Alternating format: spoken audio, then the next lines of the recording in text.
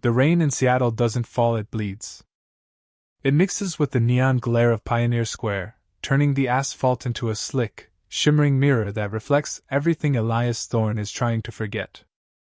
He didn't want the call. He never wanted to hear Sarah's voice sounding that thin, that broken.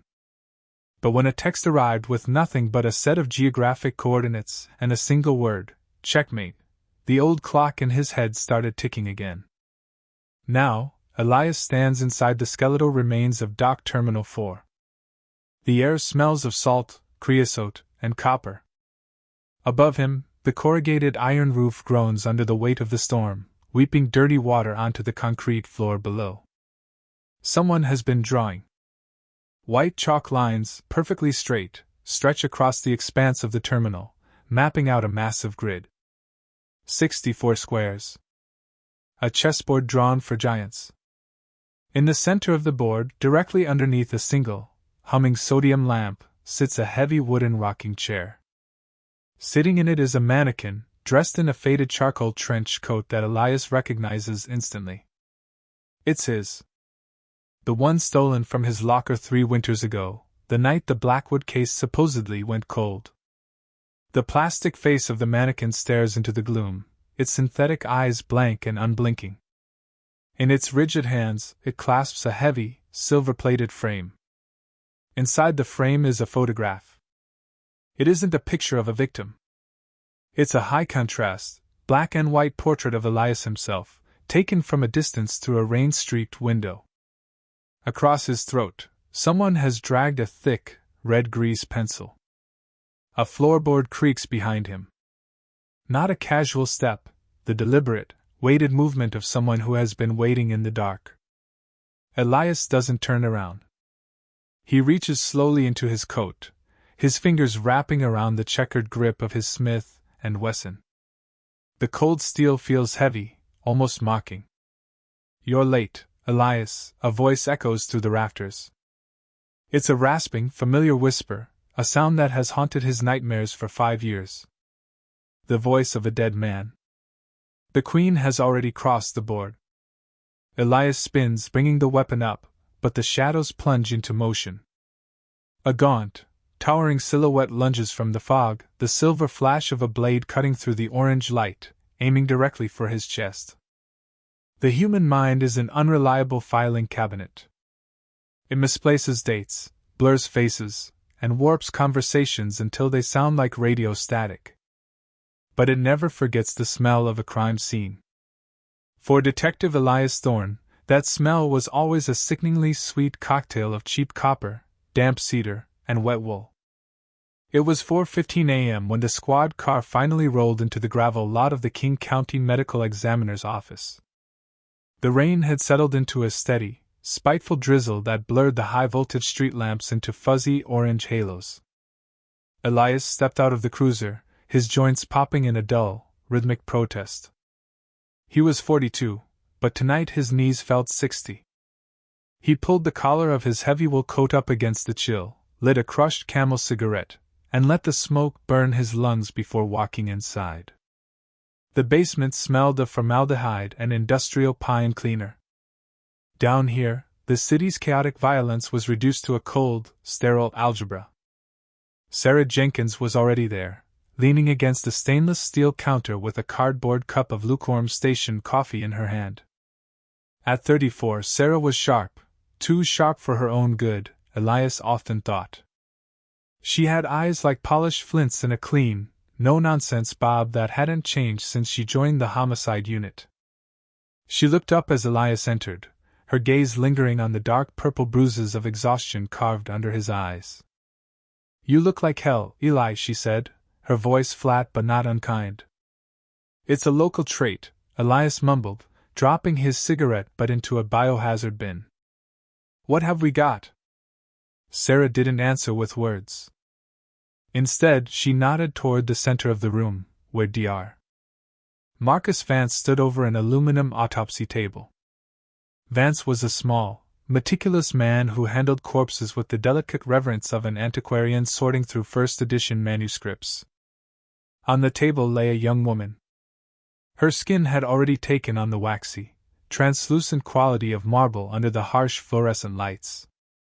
Her hair, dark and soaked with rainwater, clung to her skull like seaweed. Her name is Clara Vance, Sarah said, flipping open a small notebook. No relation to Marcus. 26 years old. Elementary school teacher over in Capitol Hill. A dog walker found her 2 hours ago near the waterline at Myrtle Edwards Park. Elias walked over to the table, his shoes clicking loudly on the linoleum floor. He stared down at the girl's face. She looked peaceful, almost bored, except for the slight bluish tint around her lips. Drowning? Elias asked. That's what the first responders thought, Dr. Vance chimed in, adjusting his wire-rimmed glasses. He used a pair of forceps to gently turn the victim's head to the left. But the lungs are clear of salt water. No signs of a struggle. No defensive wounds under the fingernails. Petechial hemorrhaging in the eyes is minimal. She didn't fight. Poison? Toxicology is running the panels now, but I suspect we won't find the usual suspects. Look here. Vance pointed a gloved finger toward the girl's collarbone. Elias leaned closer. The skin just below her throat was marked by 3 distinct, punctured lines. They were tiny, neat, and bruised a deep, angry purple. They formed 3 perfect points. Elias felt the air leave his lungs in a cold rush. The cigarette smoke in his stomach turned into pure acid. He reached out, his hand trembling slightly, his thumb hovering just millimeters above the marks. An isosceles triangle, Elias whispered. Sarah stepped up beside him, her face tightening. Exactly like the Blackwood killings, Eli. 5 years ago to the day. No, Elias said sharply, his voice cracking. The Blackwood killer is dead. I watched the car go over the bridge into the Duwamish. I saw the recovery teams pull the vehicle up. The cabin was crushed. They never found a body, Eli, Sarah reminded him quietly. Her hand found his shoulder, a rare gesture of physical comfort that only made Elias feel more hollow. The current was too strong that night. Everyone assumed the river carried him out to the Sound. He was in that car, Sarah. Elias closed his eyes, but the darkness behind his eyelids offered no refuge.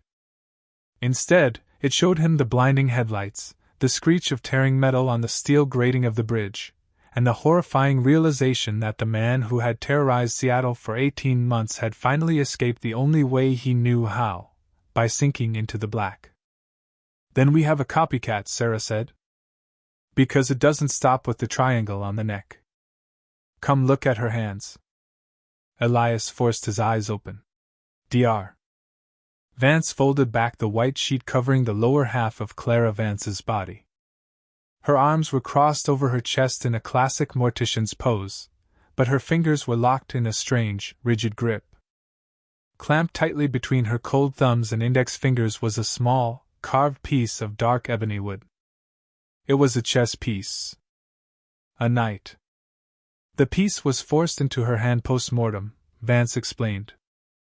The rigor mortis locked it in place. I had to use a local anesthetic to relax the tendons just enough to verify what it was without damaging the evidence. Elias felt the walls of the basement closing in on him. The room felt suddenly devoid of oxygen.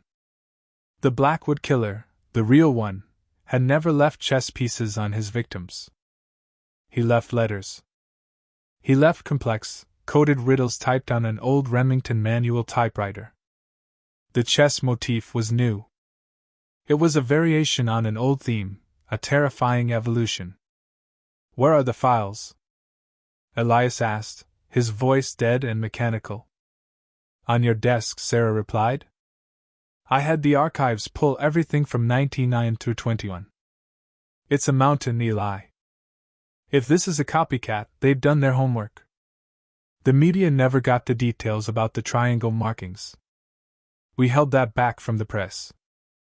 Which means it's someone from inside the department, Elias muttered, turning away from the table, or the ghost has come back to finish the game. He didn't wait for Sarah. He took the stairs two at a time, fleeing the smell of the morgue, though he knew the scent would follow him home anyway. The homicide bullpen was mostly dark at 5 a.m. A few night shift desk sergeants were typing up public intoxication reports, the rhythmic clack-clack-clack of their keyboards echoing through the high-ceiling room like distant gunfire. Elias walked straight to his corner desk, a battered oak monstrosity covered in coffee rings, half-empty styrofoam cups, and unpaid parking tickets. Resting in the center of the clutter was a thick, legal-sized cardboard box with black wood closed/unresolved stamped across the front in fading red ink. Elias dropped into his squeaking spring chair. His weathered, scarred hands, the right one bore a jagged line from a serrated blade he caught in a dark alley 10 years ago, reached for the box. He sliced the packing tape with a rusted pocket knife. Inside lay the remnants of his life's great failure. Photographs of the 5 original victims.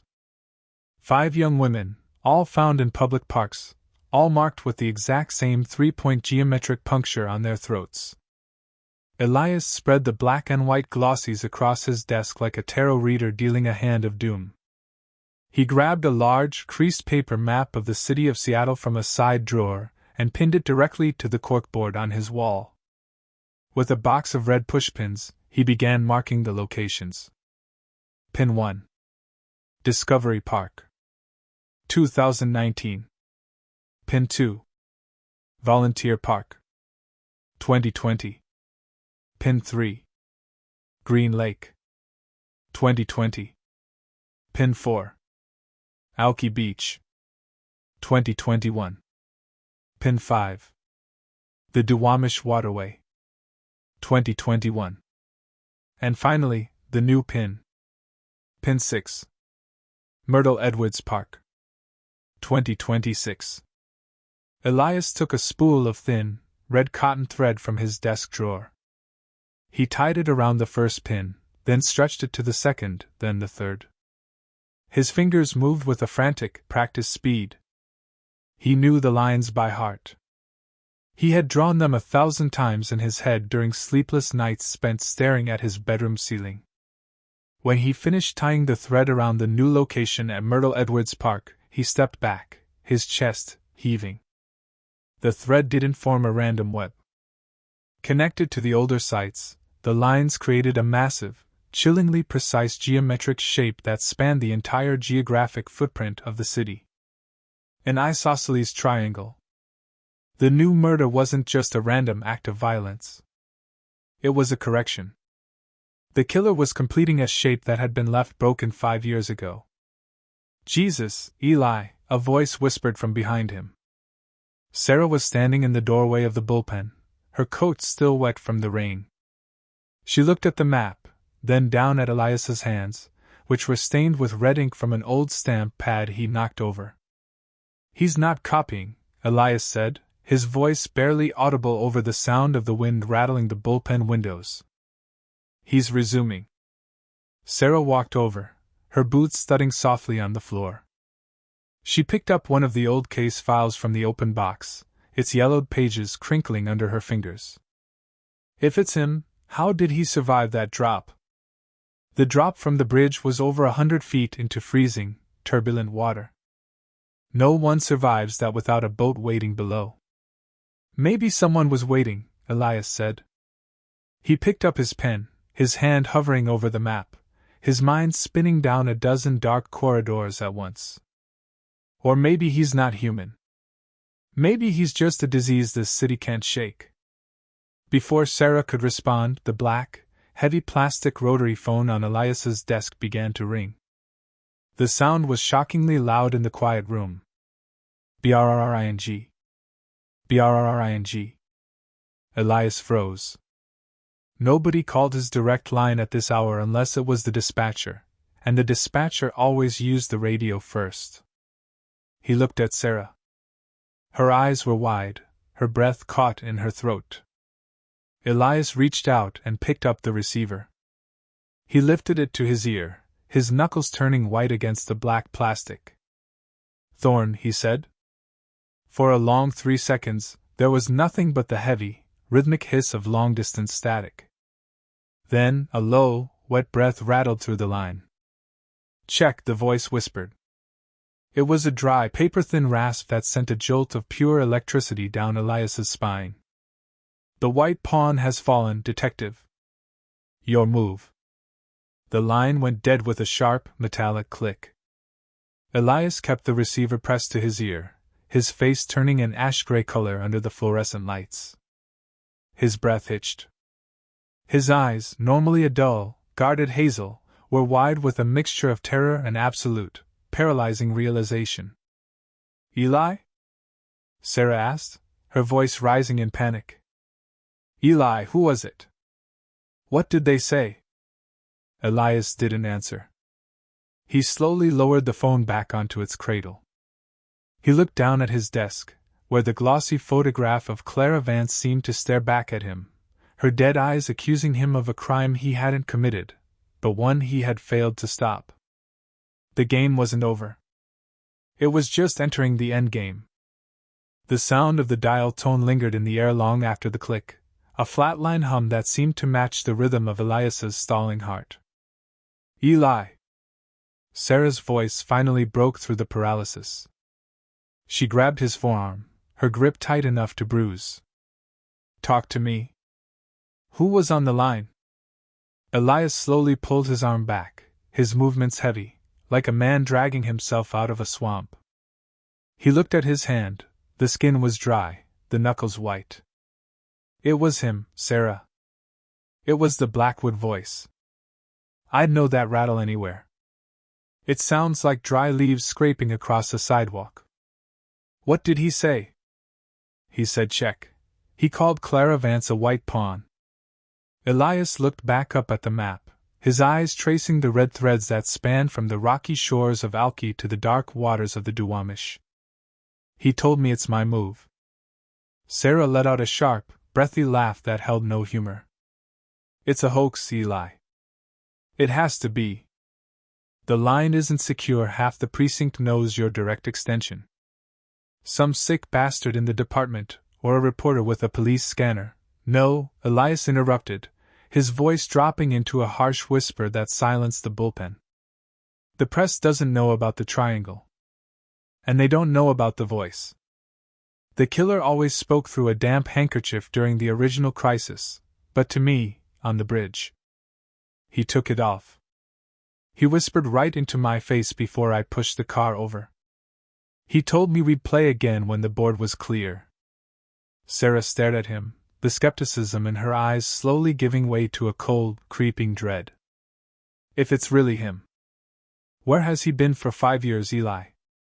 "Why now?" "Because 5 years ago, I broke his pattern," Elias said, turning to the open archive box. He began tossing old files onto the desk, hunting for a specific document. He had a sequence. A perfect, calculated sequence based on the streets of Seattle. He wasn't just killing, he was mapping. I interrupted him before he could place his final piece. "He's spent 5 years rebuilding his strength, waiting for the anniversary, waiting for me to be just tired enough to lose. He found what he was looking for. A fading manila folder labeled Evidence Tabs. Pioneer Square Search, 2021.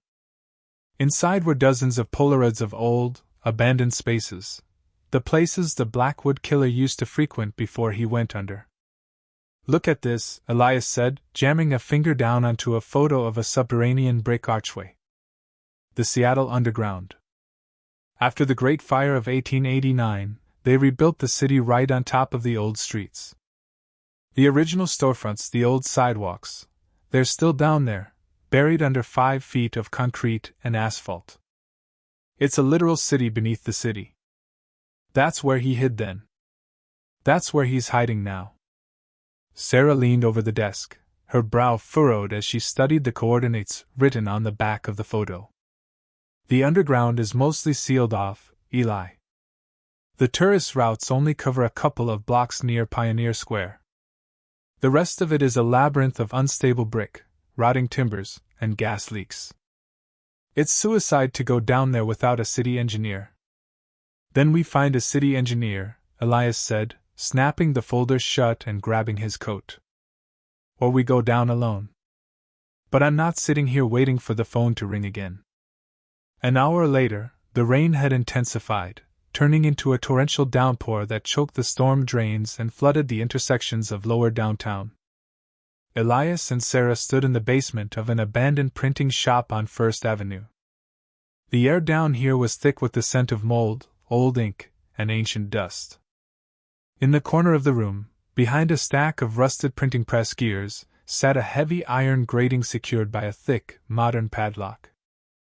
The lock didn't belong to the city. It was clean, unrusted, and greased. Someone's been using this entry point, Sarah noted, shining her heavy flashlight onto the brass mechanism. She reached into her pocket for her bolt cutters, but Elias already had his crowbar wedged into the door frame. With a sharp, violent grunt, he threw his weight against the iron.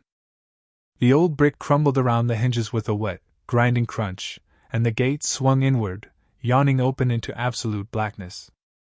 A blast of freezing, stagnant air rushed out to meet them, carrying the faint, unmistakable scent of cedar and copper. "Keep your weapon unholstered," Elias muttered, clicking his flashlight on. The beam cut through the heavy mist, revealing a downward-sloping brick tunnel. The ceiling was low, supported by thick, rotting wooden beams that groaned under the weight of the modern city humming above them. Every few seconds, the distant, muffled rumble of a passing transit bus vibrated through the masonry, shaking loose tiny showers of dirt. They walked in silence, their flashlight beams bouncing off the damp, glistening walls. This was the whispering gallery of Seattle's past. Old saloon signs from the gold rush era hung askew from rusted nails, shattered glass bottles from breweries that had closed a century ago crunched under their boots. As they moved deeper, the tunnel opened up into a wider chamber, the remnants of an old subterranean hotel lobby. The grand staircase now led directly into a solid concrete ceiling. "Eli, look at the floor," Sarah whispered, her flashlight beam dropping. The dust on the ground had been swept away in a massive, circular pattern.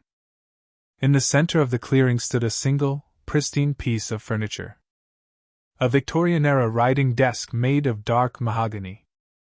Elias approached slowly, his boots making no sound on the damp earth.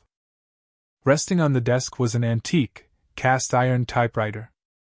A fresh sheet of yellowing parchment was rolled into the carriage. He leaned forward, holding his breath. Typed in the center of the page, in erratic, misaligned capital letters, was a single line. "The Black Queen seeks the king in the House of Open Eyes." Below the text, resting on the spacebar like a tiny, wooden corpse, was another black chess piece. "A bishop." "A house of open eyes," Sarah muttered, her voice trembling slightly as she looked around the shadows of the cavernous room. "What the hell does that mean? A church? A school?" Elias didn't answer immediately. He picked up the bishop, turning it over in his hand. The wood was cold, carved with an intricate, aggressive precision. He closed his eyes, forcing his mind to catalog every location from the original case, every suspect, every tip that had led to a dead end. Suddenly, a memory clicked into place, a piece of testimony from a transient man in 2021 that the department had dismissed as the ramblings of a lunatic. "The shadow man lives in the old place," the man had screamed in the interrogation room. "The big dark house where the windows don't close. The one with the boarded eyes." "The Miller estate," Elias said, his eyes snapping open. "Over on the northern edge of Capitol Hill. The old Victorian mansion that's been abandoned since the 70s. The windows are all boarded up with dark plywood, but someone drilled holes into the center of each board to keep the rot out. From the street, it looks like a row of hollow, staring eyes." Sarah's face went pale. "Eli, that estate is less than 3 blocks from where Clara Vance used to live. If he's there," a sudden, sharp snap echoed from the dark tunnel behind them. Both detectives spun around, their flashlight beams instantly slicing through the gloom. The light caught a towering, gaunt figure standing at the edge of the hotel lobby. The stranger was dressed in a long, tattered trench coat, his face completely hidden beneath the shadow of a wide-brimmed hat. "Police! Don't move!" Sarah shouted, raising her Glock with both hands. The figure didn't run. Instead, it tilted its head to the side, a low, bubbling chuckle escaping its throat. It raised a long, skeletal hand and pointed a single, pale finger directly at Elias. "The clock is ticking, detective," a voice whispered, the same dry, papery rattle from the telephone. "Don't let her take your bishop." With an unnatural, fluid speed, the figure stepped backward into a side alcove. "Freeze!" Elias yelled, lunging forward. He scrambled across the uneven dirt floor, his flashlight beams swinging wildly. He rounded the corner into the alcove, his gun raised, ready to fire. The alcove was empty. A rusted iron ladder led upward into a narrow ventilation shaft, the rungs still vibrating slightly from a recent ascent. A single drop of fresh, dark fluid dripped from the bottom rung, landing on the toe of Elias's boot with a soft, sickening tap. Elias wiped it with his finger. It was thick, warm, and dark red. "He's bleeding," Elias said, his voice hard as iron. He looked up into the dark shaft, the obsession that had slept for 5 years fully waking up, consuming him whole. "And he's running out of squares." The Miller estate sat on the crest of Capitol Hill like a rotting tooth in a clean mouth. Built in the late 1890s, the 3-story Victorian mansion had survived fires, gentrification, and decades of neglect, wrapped in a dense shroud of overgrown blackberry brambles and dying elm trees. By the time Elias and Sarah cleared the subterranean tunnel and drove north, dawn had broken, though the sky remained a bruised, heavy slate. The rain had slowed to a dreary, relentless mist that hung in the air like a cold curtain. Elias cut the cruiser's headlights 2 blocks away. They approached on foot, their boots squelching loudly in the waterlogged grass. "Look at the windows," Elias whispered, stopping at the rusted iron perimeter gate. Sarah looked up. Every window on the facade was boarded over with thick, weather-beaten sheets of dark plywood. But in the exact center of each board, a clean, circular hole had been bored through the wood. The black void stared back at them, perfectly round, perfectly uniform. A dozen artificial pupils watching their approach. "The house of open eyes," Sarah breathed, her hand instinctively dropping to her holster. He wasn't speaking in riddles. He was giving us an address. The front porch sagged violently to the left, its ornate wooden railings broken and splintered like fractured ribs. Elias stepped onto the porch first, the ancient timber groaning in protest under his weight. The front door was a massive slab of oak, its green paint peeling away in long, pale strips. It wasn't locked. It hung slightly ajar, leaving a narrow slit of darkness inviting them in. Elias nudged the door with the barrel of his Smith & Wesson. It swung open with a long, low whine. The interior of the house was a frozen monument to decay. The air was suffocatingly dry, smelling of stale dust, dry rot, and old newsprint. Strips of floral wallpaper hung from the walls like flayed skin. But as Elias advanced into the grand foyer, he noticed something that didn't belong to the past. The dust on the floorboards was gone, swept clean into wide, calculated paths. "Eli," Sarah whispered, pointing her flashlight toward the ceiling. "Look up." Suspended from the cracked plaster of the ceiling by thin, translucent fishing lines were dozens of old, yellowed case files, police reports, and crime scene photographs.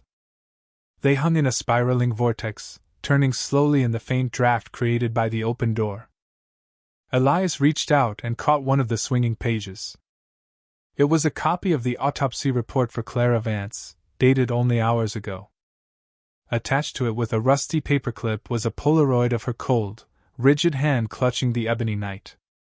"He has access to our network," Sarah said, her voice dropping into a panicked register. "Eli, this was printed from the precinct database. The timestamp says it was accessed at 4:45 a.m. right while we were down in the underground. He's not just playing against me, Sarah, Elias said, his jaw tightening until his teeth ached. He's playing with the whole board. He's showing us that the walls of the precinct can't keep him out. A sharp, rhythmic creak creak creak echoed from the floor above them. It was a slow, deliberate sound, like someone rocking back and forth in an old wooden chair. Elias didn't wait for a tactical plan. He lunged toward the grand staircase, his heavy boots slamming against the stairs, ignoring Sarah's hissed commands to slow down. He threw his weight against the banister, rounding the landing and bursting into the second-floor hallway. The sound was coming from the end of the corridor, behind a door that was slightly ajar. A single beam of gray daylight managed to pierce through one of the board-out window holes, illuminating the hallway like a spotlight in a theater. Elias kicked the door open, his gun raised, his finger tightening on the trigger. "Police!" "Don't," the word died in his throat. The room was a massive, cluttered attic, its slanted ceilings plaster-streaked and covered in hundreds of frantic, detailed charcoal sketches. The sketches depicted faces, dozens of them, all with their eyes violently scratched out with heavy black lines. In the center of the attic sat a heavy wooden rocking chair, swaying back and forth on the uneven floorboards. Sitting in the chair was a mannequin, dressed in a worn, vintage detective's trench coat that Elias recognized instantly. It was his own coat, stolen years ago. The mannequin's plastic hands were extended forward, holding a heavy, silver-plated frame.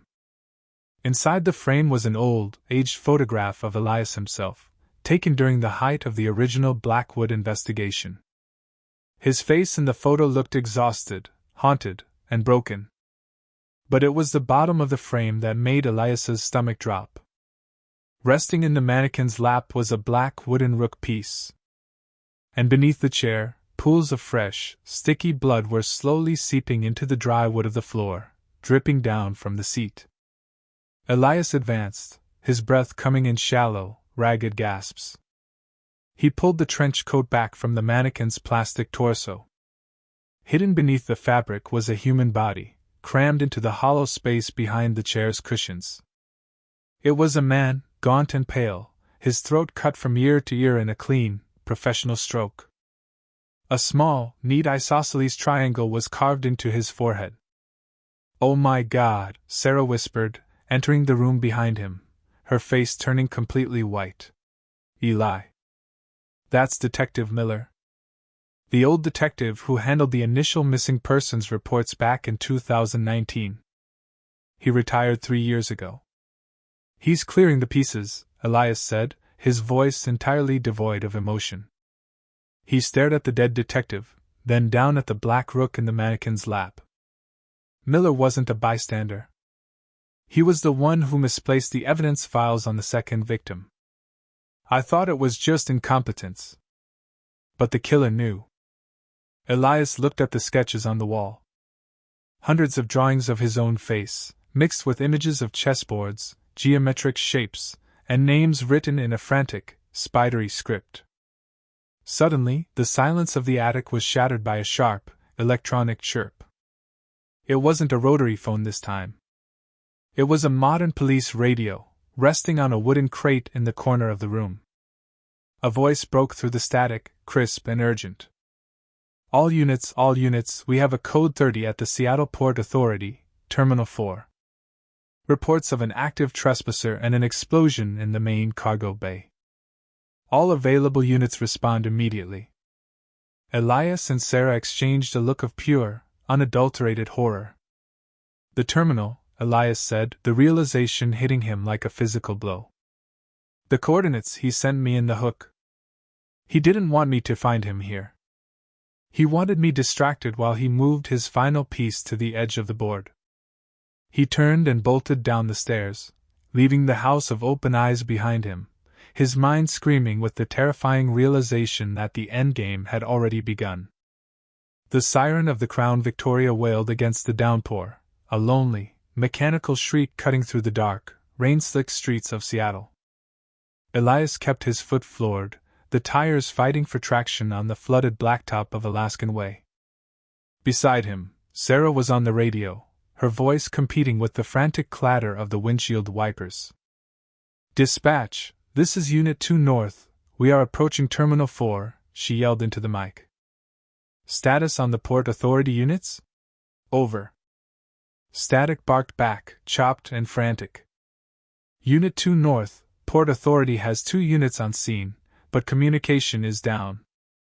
We have reports of smoke near the main shipping berths. Advise caution, fire crews are in transit." "They aren't going to make it in time," Elias muttered, his knuckles turning a bloodless white against the steering wheel. The city lights faded behind them, replaced by the towering, skeletal silhouettes of cargo cranes that lined the docks like prehistoric beasts. Ahead, the massive, dark shape of Terminal 4 loomed out of the fog.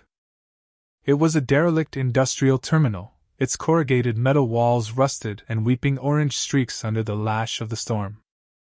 Elias slammed on the brakes, sending the cruiser into a controlled slide that ended right before the terminal's main gate.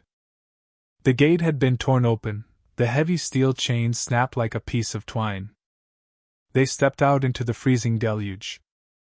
The air here smelled different, sharper.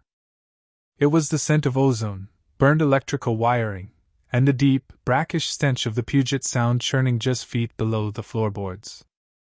Elias drew his weapon, using the driver's side door as a temporary shield. "Look," Sarah whispered, pointing her flashlight toward the asphalt. A Port Authority cruiser sat 50 yards ahead, its driver's side door swung open, the interior light casting a dim, yellow glow onto an empty seat. A dark trail of fluid ran from the doorway, disappearing into the yawning black entrance of the main cargo bay. "We wait for backup, Eli," Sarah warned, her voice tight. "The fire teams are 3 minutes out."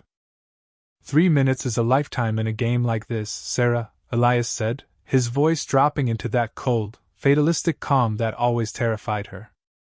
"He's inside. If we wait, he knocks over the king and walks away." Again. Before she could protest, Elias broke cover, moving low and fast through the rain toward the terminal entrance. Sarah swore under her breath and sprinted after him, covering his flank. The interior of the terminal was an overwhelming, cavernous void. The ceiling was incredibly high, with rusted metal rafters disappearing into the heavy shadows and drifting fog. Rain leaked through the damaged roof in long, shimmering sheets, drumming against the concrete floor with a deafening roar. The space was filled with dust and moisture, illuminated only by a single, flickering orange street lamp from outside that cast long, monstrous shadows across the floor. But as Elias's eyes adjusted to the gloom, he realized the floor wasn't just bare concrete. Someone had spent hours here. A massive, chalk-drawn chessboard pattern covered the entire center of the floor, 64 giant squares stretching out into the dark. And resting on the far edge of the board, face down in a dark, widening pool of blood, was the missing Port Authority officer. "Eli." Sarah gasped, her flashlight beam shaking as it illuminated the body. "Don't step on the squares," Elias warned sharply, his eyes scanning the rafters above. "He wants us moving where he can predict us. Look at the layout." Suddenly, the single flickering lamp exploded into a bright, blinding flash, plunging the entire terminal into near absolute darkness. The only light left was the pale, gray glow of the storm filtering through the high clear-story windows. From the center of the chalkboard, a low, wet chuckle echoed through the rafters. "You're playing a defensive game, detective," the papery voice rattled from the dark. "But you've already lost your rooks. Your queen is overextended." Elias spun toward the sound, his flashlight beam slicing through the mist. The light caught the gaunt, towering figure of the killer standing exactly in the center of the board, on a dark square. He wasn't running this time. In his right hand, he held a long, curved hunting knife, its silver blade catching the pale gray light. "It ends tonight," Elias shouted, his voice echoing off the corrugated iron walls. "I know who you are. I know what you did to Miller. I know what you did 5 years ago." "Do you?" The figure took a step forward, his movements fluid, almost graceful despite his emaciated frame. You think you pushed me off that bridge, Elias? But I jumped. I jumped because the board needed to be reset. And now, the final pieces are in position. With a terrifying, sudden speed, the killer lunged forward, moving not like a man, but like a predator breaking cover. Drop the weapon! Sarah yelled, stepping onto the white square to Elias's right. The moment her boot hit the chalk line, a sharp, metallic clack echoed beneath the floorboards. Sarah, move! Elias roared. An old cargo hoist, a heavy iron hook suspended from a rusted chain, swung out of the darkness above like a pendulum, driven by a rigged counterweight. It struck Sarah directly in the shoulder, lifting her off her feet and throwing her violently across the concrete floor. Her gun clattered into the dark, and she let out a sharp cry of pain before going still. Sarah! Elias cried out. But he had no time to turn. The killer was already upon him. The silver blade of the hunting knife flashed downward, aiming directly for Elias's throat. Elias raised his left arm, catching the killer's wrist just in time. The force of the impact drove both men to the floor, slamming them directly into the center of the chalk-drawn chessboard. The struggle was brutal, silent, and desperate. Elias fought with the raw strength of a man who had nothing left to lose, his fingers digging into the cold, leathery skin of the killer's wrist. The smell of wet wool, copper, and old dust filled his senses as they rolled across the chalk lines, erasing the geometry of the game with their own blood. The concrete floor was unforgivingly cold, a slate matrix that ground into Elias's spine as the killer's weight bore down on him. Above them, the heavy hook that had struck Sarah still swayed on its rusted chain, a slow, metallic pendulum slicing through the gloom.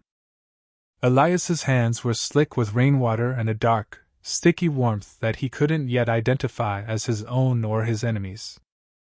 His left hand was clamped like a vice around the killer's right wrist, keeping the jagged edge of the hunting knife inches from his carotid artery. The blade shivered under the immense pressure, casting a tiny, sharp glint of gray light across Elias's sweat-sheen face. You look just as you did on the bridge, the killer rasped, his breath hot and smelling faintly of turned earth. He leaned closer, using his free hand to press down on Elias's throat, cutting off his air supply. Tired. Broken. A king without a crown. Elias couldn't form words. The edges of his vision were beginning to fray into a dark, pulsing vignette. He choked, his chest heaving fruitlessly against the crushing weight. Through the haze of suffocating panic, he looked up into the killer's face. For 5 years, Elias had chased a shadow, a phantom born of water and regret. But looking into these sunken, bloodshot eyes, highlighted by the stark, directional light leaking from the roof, he didn't see a ghost. He saw a man. A fragile, dying man driven by a meticulous, mathematical madness. The eyes.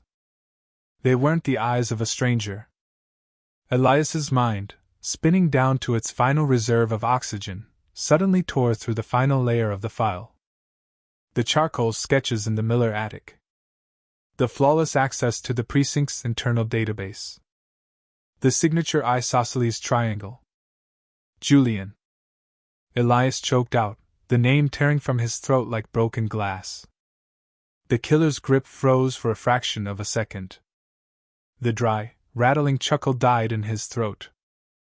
Julian Vance. Dr. Marcus Vance's estranged son, a brilliant former logistics coordinator for the Seattle Port Authority who had vanished from all public records in 2018. Elias had interviewed Marcus during the very first string of murders, but the grieving father had sworn his son had died years prior in an overseas accident. It had been a lie. A father's desperate attempt to protect his flesh and blood, or perhaps a pawn sacrificing itself to keep the king on the board. You were always the only one who could read the board, Elias, Julian whispered, his expression twisting from malicious glee into a mask of pure, tragic zealotry. But a grandmaster knows when the game must end. You broke the geometry. I'm just fixing the lines. The momentary distraction was all Elias needed. With a final, desperate surge of adrenaline, Elias brought his knee up sharply into Julian's lower back. The gaunt man gasped, his balance wavering. Elias rolled hard to the left, tearing his throat from Julian's grip and throwing the killer off him. They scrambled apart on the wet concrete, both men gasping for air, sliding across the chalk-drawn lines of the giant chessboard. Elias managed to push himself up onto his knees, his hands trembling as he reached blindly for his dropped Smith and Wesson. His fingers brushed against cold steel just as a heavy, waterlogged boot slammed into his ribs. Elias rolled across the floor, crying out in pain as he crashed into the base of a rusted iron pillar. Across the terminal, Sarah let out a low, agonizing groan. She was trying to move, her fingers clawing at the concrete as she attempted to drag her fractured body toward her fallen weapon. Julian heard the sound. He turned his head slowly toward her, the long knife dangling from his fingers. "The Queen is vulnerable," Julian murmured, his gaunt frame turning toward Sarah's prone form. "An easy capture." "Julian! Look at me!" Elias roared, pushing himself up against the pillar, his face smeared with dark grime and blood. He held the Smith and Wesson with both hands, his vision blurring, the weapon shaking violently. "The game is with me. Leave her out of it." Julian stopped. He looked back at Elias, a strange, serene smile spreading across his pale lips. He didn't raise the knife defensively. Instead, he stepped precisely onto the center of a white square, the absolute center of the board. "You won't shoot, detective," Julian whispered, his voice echoing perfectly through the high rafters. "If you shoot me here, the pattern remains incomplete. You'll spend the rest of your life wondering where the final piece was meant to land. You need the resolution. You're just as obsessed as I am." Elias's finger hovered over the trigger. The silence inside the terminal became absolute, save for the rhythmic drumming of the rain on the iron roof. Julian was right. The dark, suffocating obsession that had destroyed Elias's marriage, ruined his health, and alienated his colleagues was screaming at him to lower the weapon, to ask the questions, to understand the grand design. But then Elias looked at Sarah, bleeding on the cold concrete, and he saw the real cost of the game. Clack. The sound didn't come from a gun. It came from above. The heavy iron cargo hoist, still swaying from its initial release, swung back through the center of the room. Its trajectory, governed by the simple, immutable laws of physics, cut directly through the square where Julian stood. Julian didn't look up. He didn't move. He closed his eyes, accepting the finality of the momentum he himself had set in motion. The heavy iron hook caught him squarely in the chest with a dull, sickening impact. The force lifted his gaunt body off the floor, throwing him backward across the remaining squares of the board. He hit the concrete with a heavy thud, his knife clattering away into the darkness, sliding off the edge of the chalk grid. Elias dropped his gun, his knees giving out beneath him as he collapsed back into the dust. The rain kept falling, washing away the chalk lines at the edges of the terminal floor, blurring the meticulously drawn borders until the chessboard looked like nothing more than a chaotic smudge of white grease on a dark, wet stone. The sirens came later, a chorus of distant wails that slowly grew louder until they filled the cavernous terminal with a rhythmic pulsing of blue and red light, flashing against the corrugated metal walls. Elias didn't move from the base of the pillar until the paramedics swarmed the room. He watched, numb and silent, as they lifted Sarah onto a gurney. She was conscious, her face pale under a wool blanket, but as they wheeled her past him, her eyes found his through the gloom. There was no blame in them. Only a profound, shared exhaustion. She gave a weak nod, a silent acknowledgement that the nightmare had finally broken its loop. Elias dragged himself over to the center of the board. Julian Vance lay still on the black and white squares. The heavy iron hook had come to a rest above him, dripping slow, rhythmic beads of water onto his chest. His eyes were wide open, staring up into the dark rafters where the fog was slowly drifting out through the broken roof. In death, his face no longer looked monstrous, it looked remarkably like his father's, meticulous, fragile, and hollowed out by a quiet, lifelong grief. A few feet away, lying in a puddle of dirty rainwater, was Julian's hunting knife. And tucked tightly into his breast pocket, peeking out from the tattered fabric, was the final piece of the game. Elias reached down with a trembling, blood-stained hand and pulled it out. It was a white king. The piece hadn't been carved from ebony like the others. It was pure, polished marble, cold and pristine despite the filth of the terminal floor. Elias turned it over in his palm. On the base of the king, scratched into the stone with a desperate precision, was a date. October 24, 1999. The date of Elias's very first day on the homicide beat. Julian hadn't built this game over the last 5 years. He had been mapping Elias's entire life, tracking every move, every failure, every broken promise, transforming a detective's career into a fatal grand strategy. The chess pieces weren't tokens of the victims, they were a mirror held up to Elias's own soul. 3 days later, the rain finally stopped. A pale, watery sunlight broke through the Seattle overcast, casting long, sharp shadows across the concrete plaza outside the precinct. Elias stood by the railing, looking down at the glittering waters of the Elliott Bay. His right arm was in a sling, his ribs tightly bound beneath his clean shirt, but for the first time in 5 years, his lungs didn't feel filled with acid. Dr. Marcus Vance walked out of the double doors of the station, flanked by 2 internal affairs investigators. The old medical examiner looked smaller, his shoulders hunched under a heavy tweed coat that seemed a size too big. He stopped when he saw Elias. The silence between them was heavier than the storm had been. "You knew," Elias said softly, not looking away from the water. "When you looked at Clara Vance's neck in the morgue, you knew it was Julian." Marcus let out a long, ragged breath that sounded like dry paper. "I thought I could save him, Elias. 5 years ago, when he dragged himself out of the Duwamish with half his ribs broken and his mind completely shattered. I hid him. I treated his wounds in my basement. I told myself he was sick, that the city had corrupted him, that if I kept him close, I could cure the mathematics in his head." "You can't cure a pattern, Marcus," Elias said, finally turning to face him. "He killed Miller. He killed Clara. He was going to kill Sarah. He was completing his board," Marcus whispered, his eyes filling with a sudden, devastating clarity. "And he wanted you to be the one to knock over the final piece. He loved you for your obsession, Elias. In his mind, you were the only true opponent he ever had." Marcus didn't wait for a response. He walked down the steps toward the waiting transport car, his head bowed, upon leaving the board after the king had already fallen. Late that night, Elias walked back into the homicide bullpen. The room was empty, the night shift desks quiet under the dim fluorescent panels. He walked over to his corner desk. The box marked Blackwood was gone, transferred to the Permanent Archives Division where it would collect dust until the building was eventually torn down.